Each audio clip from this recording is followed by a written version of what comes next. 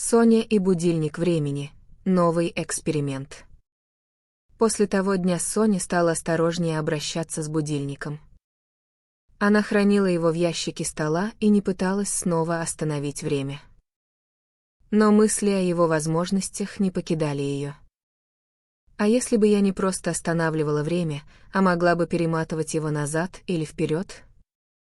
Размышляла Соня, глядя на таинственные стрелки. Любопытство взяло верх. Перемотка во времени. Однажды утром, перед школой, она решила немного поэкспериментировать. Ладно, если я чуть-чуть переведу стрелку назад, Соня осторожно повернула головку будильника. Щелк. В комнате внезапно стало темнее. Она посмотрела на часы на стене. Они показывали 6 часов 30 минут, хотя только что было 7 часов 30 минут. Что?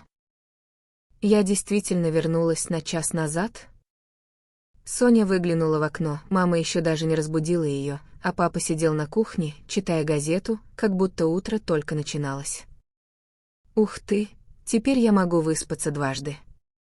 Она снова забралась в постель и закрыла глаза, но заснуть уже не смогла. В голове крутилась мысль, что, если можно вернуться еще дальше? Она снова взяла будильник и отмотала стрелки на день назад. Назад в прошлое. Когда Соня открыла глаза, она оказалась в своем вчерашнем дне. Она пришла в школу и увидела, как Лена спорит с Кариной о том, кто быстрее добежит до ворот. Стоп, но я уже видела это. Она знала, что через минуту к ним подойдет Катя и скажет: «Девочки, вы опять соревнуетесь». И именно в этот момент Катя вышла из-за угла.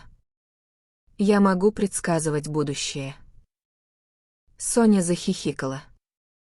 Она решила воспользоваться этим. На контрольной по математике она уже знала, какие будут задания, и легко справилась.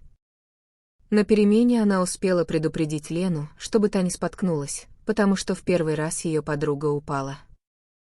«Спасибо, Сонь. Ты будто будущее видишь». Удивилась Лена. Соня только улыбнулась. Но вскоре все стало скучным. Она уже знала, что скажут друзья, какие события произойдут и даже какие шутки расскажет учитель. Где же веселье, если все предсказуемо? Цена контроля над временем. Соня снова достала будильник. А если промотать вперед? Она повернула стрелки и оказалось, что теперь день пролетел за секунды. Все вокруг размывалось, люди двигались так быстро, что Соня не успевала их понять. Она едва успела моргнуть, как уже наступил вечер. «Ой, я пропустила весь день». Испугалась она. Еще одно движение стрелки, и наступило утро следующего дня. Нет, хватит. Соня быстро вернула стрелки в нормальное положение. Мир снова замер, а затем заработал, как обычно. Соня вздохнула с облегчением. Осознание. «Время нельзя останавливать, нельзя замедлять и нельзя ускорять», — прошептала Соня. «Оно должно идти своим ходом».